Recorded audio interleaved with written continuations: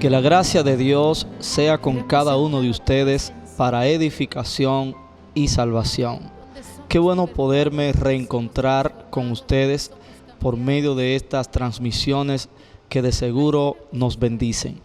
Hoy quiero seguir con lo que ya consideramos una serie acerca de este conjunto de exhortaciones que contiene la palabra de Dios en la primera carta a los Tesalonicenses, capítulo 5, versículo 12 al 24.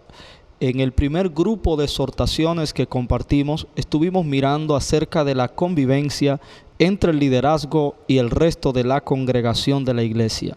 Luego pudimos ver en el segundo grupo cómo debemos nosotros responder de manera continua ante las dificultades y eventualidades que se presentan en el camino de la fe, de manera gozosa, firmes en la oración y agradecidos en toda circunstancia.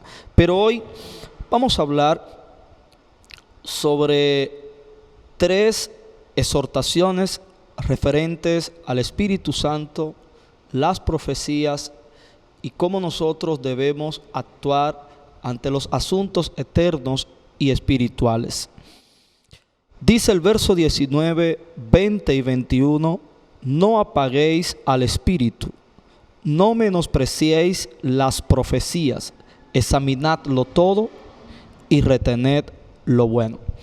La primera exhortación tiene que ver con nuestra comunión con el Espíritu Santo. Es importante que todos sepamos que el Espíritu Santo nos habita. Ese es el propósito de Dios, que la vida de su Hijo sea edificada en nosotros por medio de su Espíritu dentro de nosotros. En este sentido, la Biblia presenta un orden para que esto ocurra. Lo primero que tiene que haber es una participación de la obra redentora de nuestro Señor Jesucristo. Esta participación implica nuestra fe y nuestro arrepentimiento. En el momento que esto ocurre, el Espíritu Santo viene a nosotros y nos sella como un distintivo, dándonos sentido de propiedad o indicando a quién pertenecemos. En este caso, al Señor. Luego el Espíritu Santo empieza a trabajar en nosotros, ya habiendo efectuado la regeneración en la fase del nuevo nacimiento, empieza su obra de santificación para irnos perfeccionando en la nueva vida a imagen del Hijo de Dios, Cristo. El Espíritu Santo también cumple funciones de equipamiento y activación en su poder por medio de sus dones. También trabaja en el cultivo del carácter de Cristo en nosotros por medio de su fruto. También el Espíritu Santo cumple el papel de estímulo en su consolación. También cumple el papel de guía, llevándonos en la voluntad de Dios, guiándonos en la verdad y en la justicia de Dios. Pero el Espíritu Santo necesita de nosotros una correspondencia. Nosotros debemos ser colaboradores juntamente con el Espíritu Santo en la obra que Él está llevando a cabo. Y aquí se nos exhorta que nosotros no debemos apagar al Espíritu. Obviamente se está refiriendo a personas que ya tienen el Espíritu, para que entienda mejor a los creyentes, a los cristianos. No apagar el Espíritu, la palabra no apaguéis está relacionada al fuego. Y esto debemos de comprenderlo. ¿Cómo nosotros podemos apagar el Espíritu Santo? Él es ilustrado con fuego. La Biblia dice que en el recibimiento de Él oficialmente en el día del Pentecostés le aparecieron como lenguas de fuegos repartidas a los que estaban ahí. Y hay otras ilustraciones que lo presentan a Él como fuego.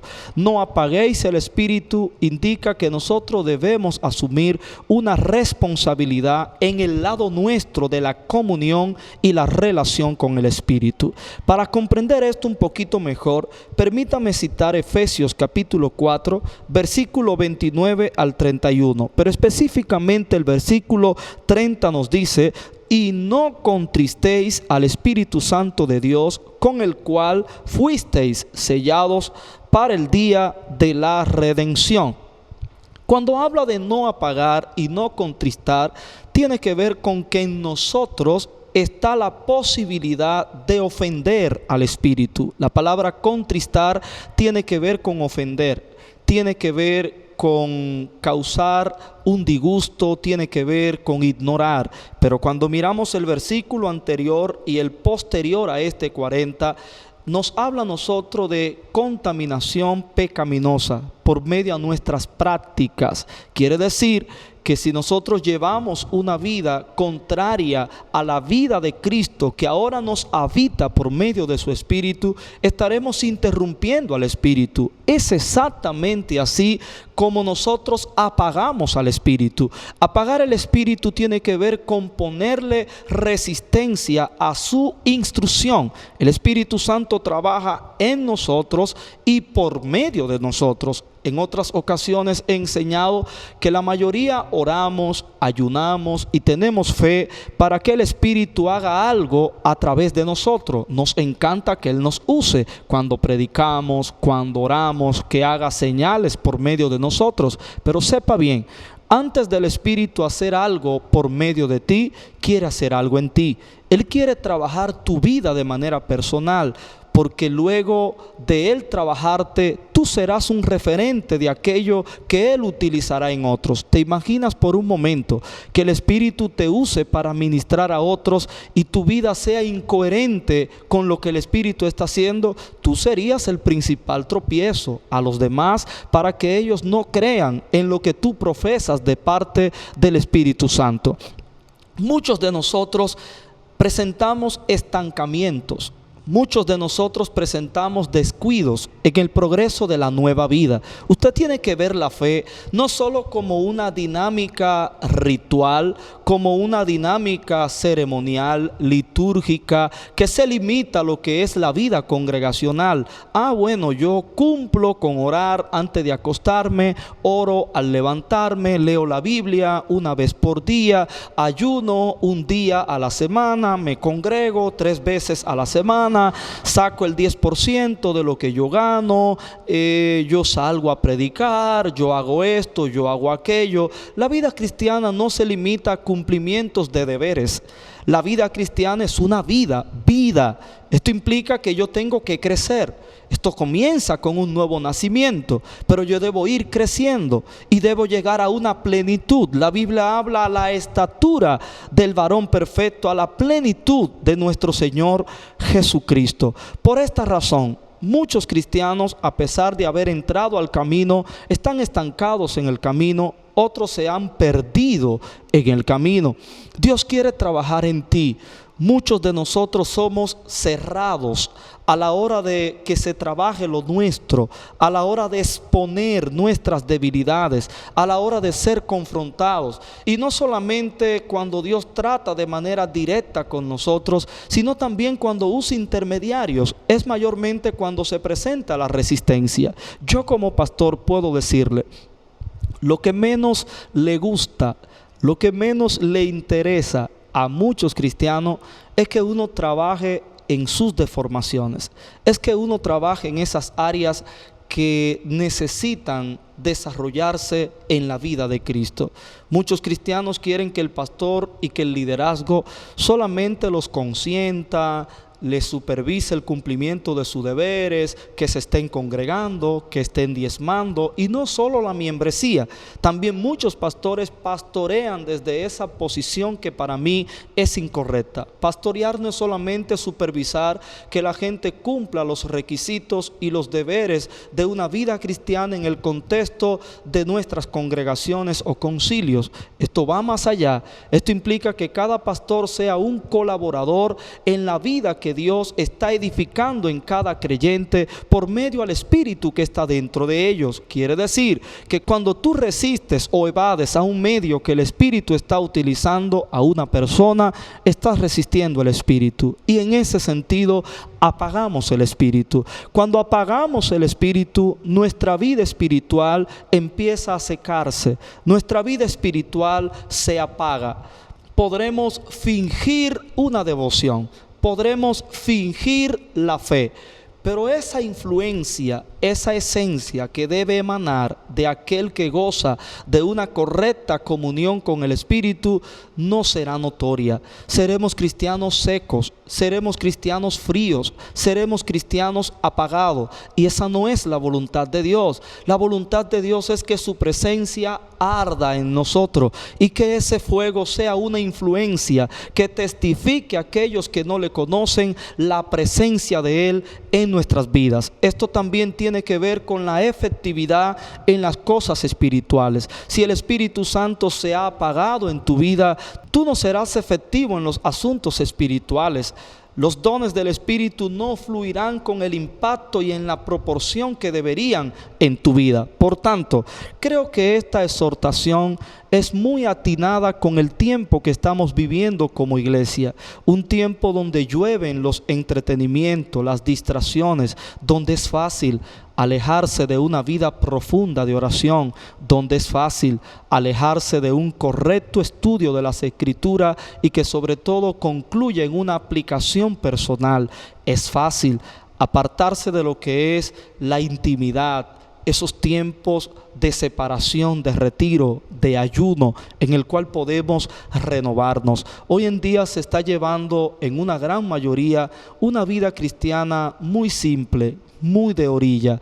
Debemos retomar lo que es la vida en el Espíritu y eliminar sobre todo aquellos comportamientos que en nuestras vidas ofenden al Espíritu. Recuerda, según Efesios capítulo 4 verso 30, no debemos contritar el Espíritu, pero el verso anterior y el verso posterior indican cómo lo hacemos. Lo hacemos cuando seguimos mintiendo, cuando seguimos con malas actitudes, cuando tenemos malas relaciones con los demás, cuando pecamos, cuando seguimos en esos hábitos pecaminosos que caracterizan la vida del mundo, cuando compartimos la corriente del sistema caído que nos rodea, le causamos tristeza al Espíritu. El Espíritu quiere regocijarse y solamente se sentirá alegre cuando nosotros le decimos sí a su guianza. No debemos permitir que nuestras conveniencias se interpongan en la guianza del Espíritu. El Espíritu nos guía, es a la voluntad de Dios. El Espíritu no es un objeto manipulable para que nosotros querramos utilizarlo en nuestros propios deseos, en nuestros propios deleites. No, ser guiados por el Espíritu implicará el sacrificio, la negación de nuestros deseos, de nuestros intereses. Así que adelante, volvamos a avivar el fuego de la presencia y la vida del Espíritu en nosotros. La segunda exhortación tiene que ver con las profecías. No menospreciéis las profecías. Hoy en día, el tema profético es un tema de moda. Tenemos corrientes neopentecostalistas que han revivido de manera positiva en parte y de manera negativa en parte también lo que es el mover apostólico y profético. Lo profético se ha hecho muy común en nuestros días, pero este tema ha sido muy enfocado en las Escrituras, en el Antiguo Testamento y en el Nuevo Testamento también. Sobre todo en el Antiguo Testamento se nos habla de los falsos profetas, pero también se nos testifica de los verdaderos profetas. Es decir, que encontramos el perfil del verdadero profeta y del falso profeta en el Antiguo Testamento. En el Nuevo Testamento miramos, aunque no muy común, pero se ve la presencia de lo profético. Vemos personas que Dios utilizó para profetizar en algún momento dado, como uno de los casos Ágabo, que le profetizó al apóstol Pablo lo que posteriormente le iba a acontecer. Sin embargo, esta exhortación va dirigida a nosotros como iglesia de no caer nosotros en el rechazo de lo profético. ¿Por qué razón? Porque muchas veces la saturación de lo falso hace que nosotros tengamos cierto rechazo que pueda cruzar la línea de lo verdadero. Debemos de tener mucho cuidado si por cuidarnos de lo falso terminamos dañándonos al punto de rechazar lo verdadero. El hecho de que hayan falsas profecías no quiere decir que no hay verdaderas profecías. Ahora bien, yo tengo ciertas reservas con el tema profético. En mi caso particular, no necesariamente tiene que ser la postura suya, pero yo no creo mucho que hayan hoy en día profetas en el mismo modelo y perfil del profeta del Antiguo Testamento. Y esto lo digo porque cuando la Biblia enseña en segunda de Pedro capítulo 1 versículo 16 y 19, encontramos a Pedro compartiendo su experiencia espiritual que tuvo con Jesús, específicamente en la transfiguración, donde compartieron con él Jacobo y Juan. Él testifica lo siguiente: porque no hemos dado a conocer el poder y la venida de nuestro Señor Jesucristo siguiendo fábulas artificiosas, sino como habiendo visto con nuestros propios ojos su majestad. Pues cuando él recibió de Dios Padre honra y gloria, le fue enviada desde la magnífica gloria una voz que decía: este es mi Hijo amado, en el cual tengo complacencia. Y nosotros oímos esa voz enviada del cielo cuando estábamos con él en el Monte Santo. Pero mire lo que dice el verso 19. Tenemos también la palabra profética más segura, a la cual hacéis bien en estar atentos como a una antorcha que alumbra en lugar oscuro, hasta que el día esclarezca y el lucero de la mañana salga en vuestros corazones. Fíjense que en los primeros 3 versículos que leí, el apóstol comparte su experiencia en el monte de la transfiguración, y desde esa experiencia él está testificando para aportar a la fe de la iglesia a la cual él está ministrando. Sin embargo, el apóstol Pedro en el verso 19 eleva nuestra atención a la palabra profética más segura.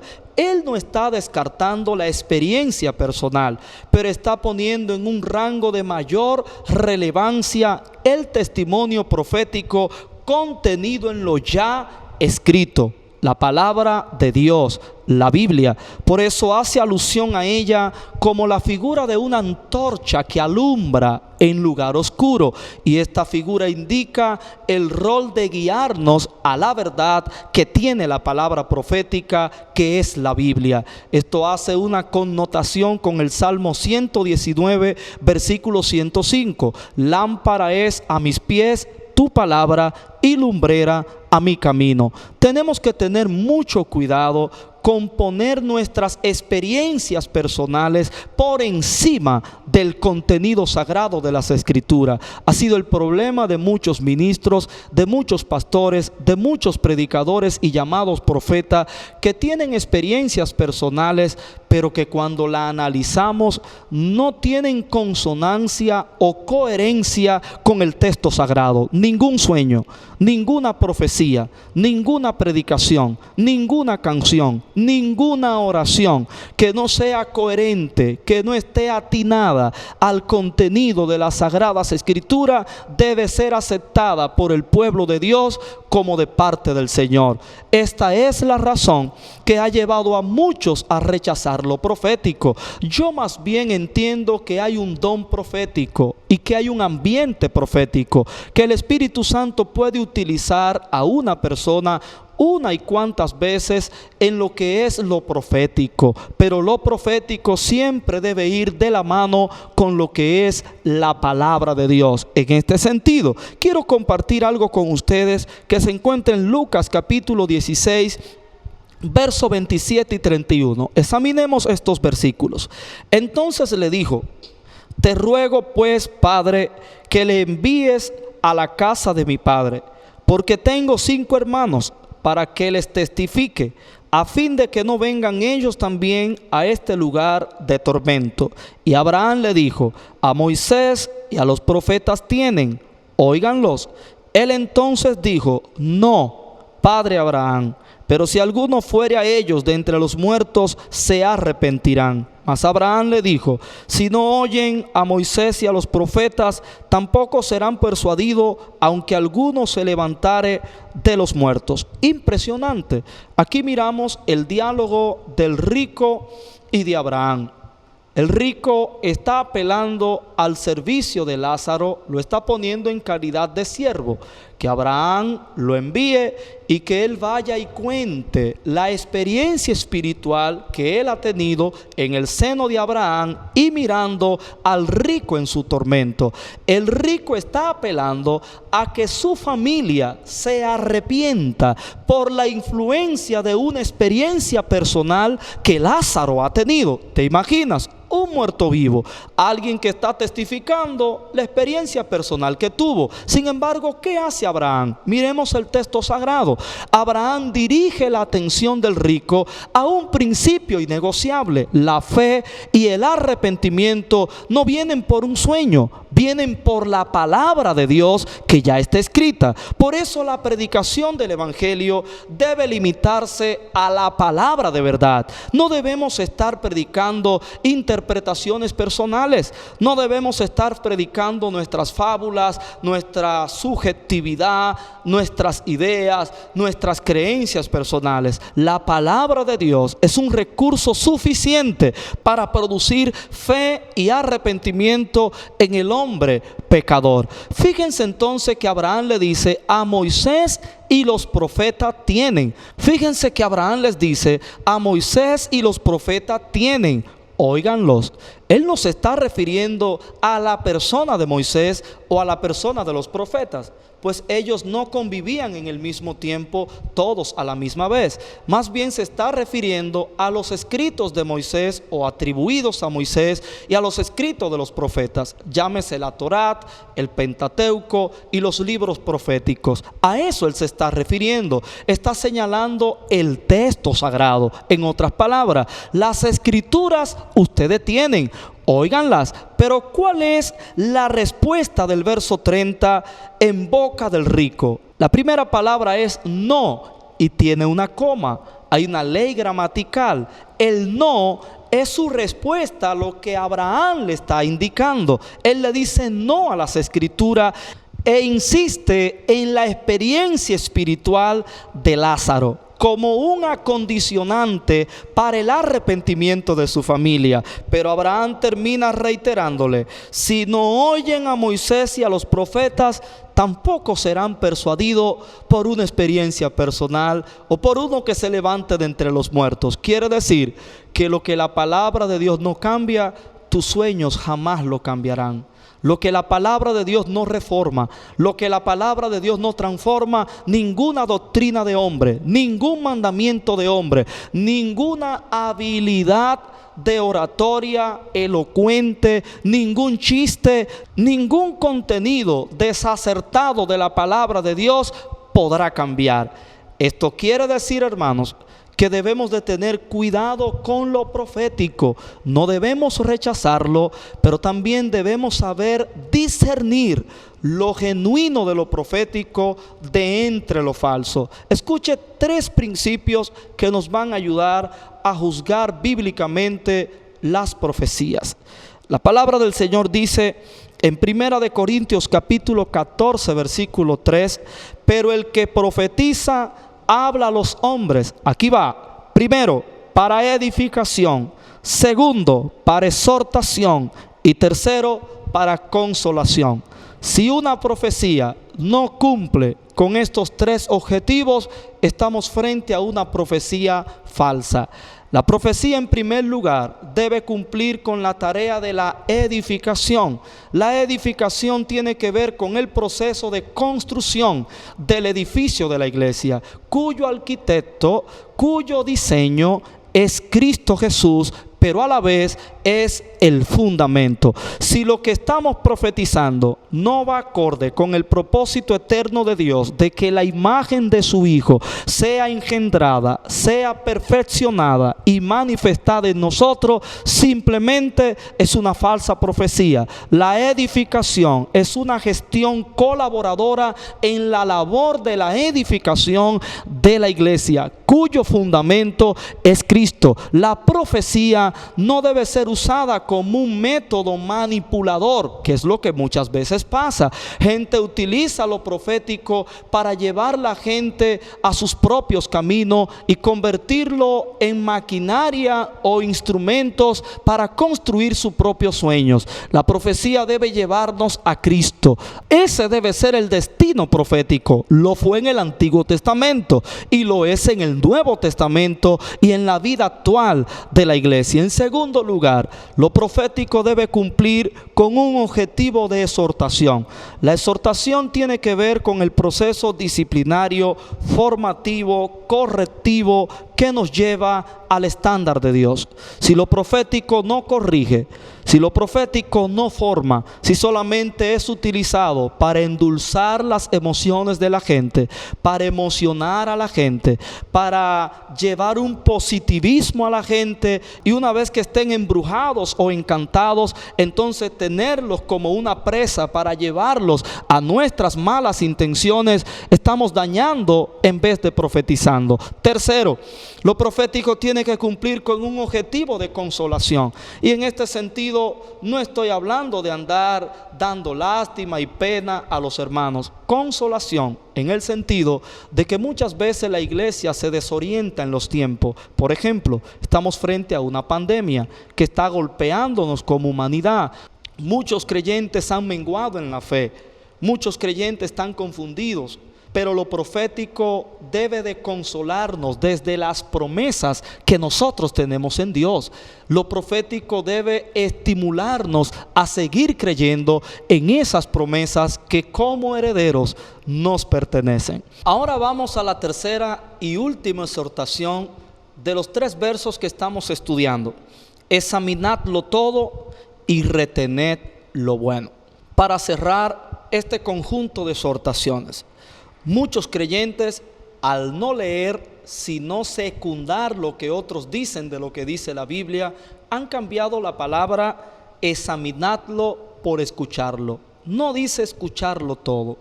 Este verso no está dando licencia para que usted exponga su oído a cualquier enseñanza o a cualquier cosa que suena por ahí. No, está diciendo examinadlo todo.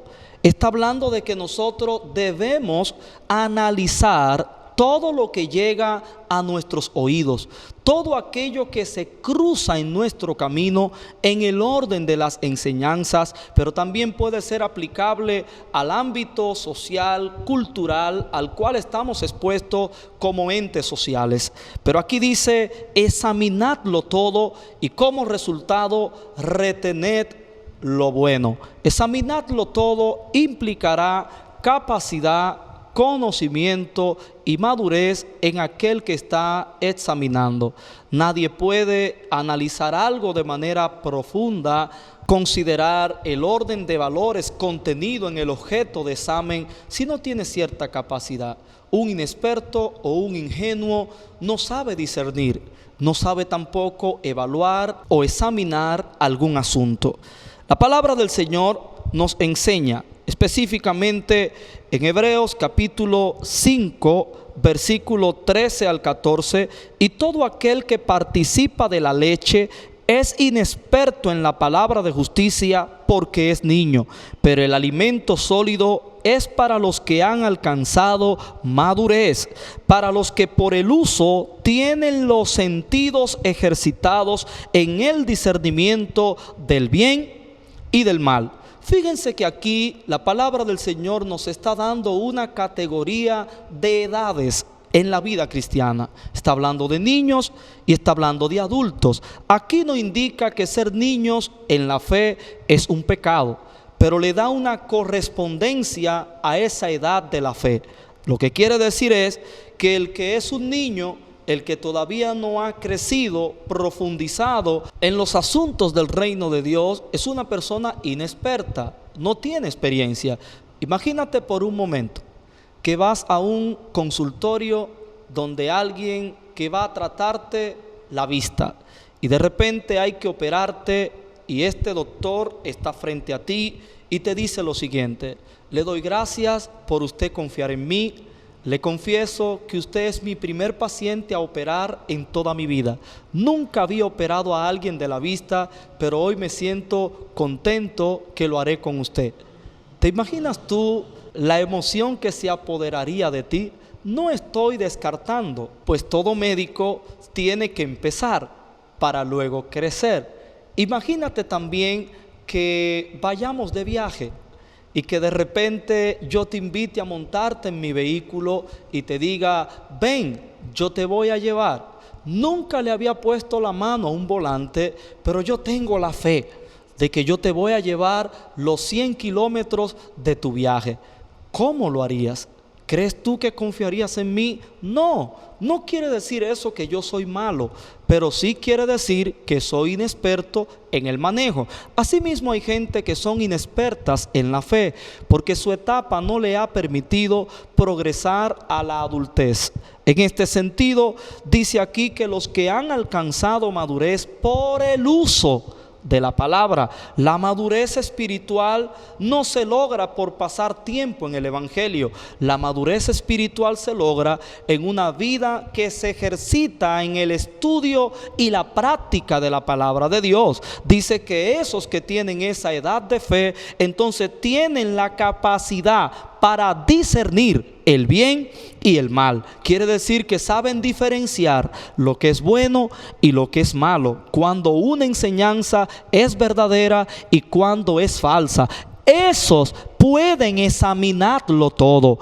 Todo creyente no debe andar exponiéndose a todo lo que suena, a todo lo que presentan las plataformas de YouTube, Facebook, Instagram, las redes sociales. No, debemos aprender a tener una casa de fe donde seamos alimentados de manera no adulterada. Cuando usted se va a dedicar a leer libros, a ver prédicas y todo esto, es importante que antes usted tenga una base, que por lo menos lo básico de la fe usted lo domine, que ya usted haya cursado los discipulados de su congregación, que ya usted por lo menos haya dado algunos pasos en el estudio básico de las Sagradas Escrituras. Si no, puede ser que usted esté validando por verdadero lo que es falso. El proceso de crecimiento nos ayuda a dejar atrás la infancia de la fe. La Biblia dice en 1 de Pedro capítulo 2 versículo 2: desead como niños recién nacidos la leche espiritual no adulterada, para que por ella crezcáis. Todo cristiano tiene que desear crecer. Desear crecer no es ser un gran predicador. No me refiero a ser un gran artista. Me refiero a progresar en la nueva vida. De ese crecimiento es que se refiere aquí la palabra. Porque hay muchos cristianos que confunden con el crecimiento que enseña la palabra a la realización de tus sueños personales. No. Dios no te trajo al evangelio para ser el patrocinador de tus sueños personales. No, Dios te trajo aquí para cumplir el sueño de su propósito. Dios te trajo aquí para crecer en la vida del Hijo de Dios. A ese crecimiento es que la Biblia se refiere. Dejémonos de una vez por todas de tener una fe manipulada por nuestro propio corazón no arrepentido. Crecer implica participar de la palabra de Dios. No hay forma de crecer en la fe si no somos expuestos al estudio dedicado, habitual, práctico de las Sagradas Escrituras. Pero hay una condición: no adulterada, no mezclada. Debo decirle, hoy más que nunca, la palabra de Dios está siendo muy adulterada por la boca de muchos ministros. Necesitamos procurar que aquello que vamos a escuchar sea lo más apegado posible al sentido de lo que la palabra de Dios nos está comunicando. Examinadlo todo. Debe ser un ejercicio a realizar en toda la iglesia. No es que usted será un prejuiciado, pero sí que usted será una persona que tendrá sentido crítico a la hora de escuchar una prédica. Sentido crítico quiere decir la capacidad de evaluar, la capacidad de analizar. Ahora bien, examinar implica tiempo. No debemos ser ligeros para descartar una enseñanza. Debemos analizar con su debido tiempo, procesar aquello que escuchamos, aquello que leemos, aquello que cantamos. Examinadlo todo y como consecuencia retened lo bueno. Retener implica lo que se queda en nosotros. No debes permitir que ninguna comida tóxica, chatarra, se quede en el organismo de tu espíritu. Debes solamente guardar aquello que es verdadero, para que el fruto de la verdad se produzca en tu vida. Si no lo hacemos de esta manera, caeremos en un error que muchos creyentes tienen. Es el error de hacer una mezcla, y esto produce un empalche. Nuestro organismo se empieza a deformar y se empieza a dañar. Debemos evacuar todas las falsas enseñanzas, todos los errores doctrinales que tenemos dentro y retener aquello que es verdadero. Esto también nos indica la capacidad de poder comernos el pescado y botar las espinas. Cuando la iglesia madura, cuando el creyente es adulto, puede exponerse, si es necesario, a las enseñanzas mezcladas y sabrá examinar, separar una cosa de lo otro y guardar lo bueno. Estas exhortaciones nos ayudan a tener una vida espiritual sana y victoriosa. No apagar el espíritu, no menospreciar las profecías, examinadlo todo y retened lo bueno. Que el Señor nos ayude como iglesia a ser firmes en estas exhortaciones.